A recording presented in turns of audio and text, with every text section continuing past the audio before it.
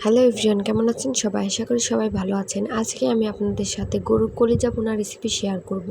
প্রথমে একটি প্যানে আমি তেল দিচ্ছি। এর মধ্যে 2টা এলাচ, 2টা দারচিনি, রসুন কুচি, পেঁয়াজ কুচি, কাঁচামরিচ কুচি দিয়ে নেড়ে চেড়ে বাদামি করে ভেজে নেব। সব কিছু বাদামি হয়ে এলে এর মধ্যে আমি আদা, রসুন, জিরা বাটা দিয়ে দেব। দেওয়ার পর নাড়াচাড়া করে এর মধ্যে আমি পরিমাণ মতো পানি দিয়ে দেব কষানোর জন্য।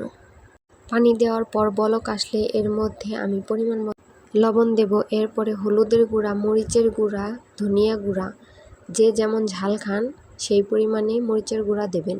এরপর আমি কষিয়ে নিচ্ছি। কষিয়ে নেওয়ার পর এর মধ্যে ধুয়ে রাখা আলু, কলিজা দিয়ে দিচ্ছি। কলিজাগুলো আমি আগে থেকে সিদ্ধ করে রেখেছিলাম। এরপর নাড়াচাড়া করে আমি ঢাকনা দিয়ে ঢেকে কিছুক্ষণ কষাতে দেব। এরপর আমি আবার ঢাকনাটা উঠিয়ে কিছুক্ষণ নাড়াচাড়া করে নেব। আবার ঢাকনা দিয়ে ঢেকে দেব। ঢাকার পর আমি আবার ঢাকনাটা উঠিয়ে আবার নাড়াচাড়া করে নিচ্ছি। আমি অনেকক্ষণ কষিয়ে নিয়েছি। এরপর আমি পরিমাণ মতো পানি দিয়ে দিচ্ছি। পানি দেওয়ার পর ঢাকনা দিয়ে ঢেকে ঢাকনাটা উঠিয়ে বলক আসলে আবার নাড়াচাড়া দিয়ে আবার ঢাকনা দিয়ে ঢেকে কিছুক্ষণ রান্না করে নেব। এভাবে কলিজা ভুনা করলে অনেক মজা লাগে। সবাই ট্রাই করবেন। ধন্যবাদ সবাইকে।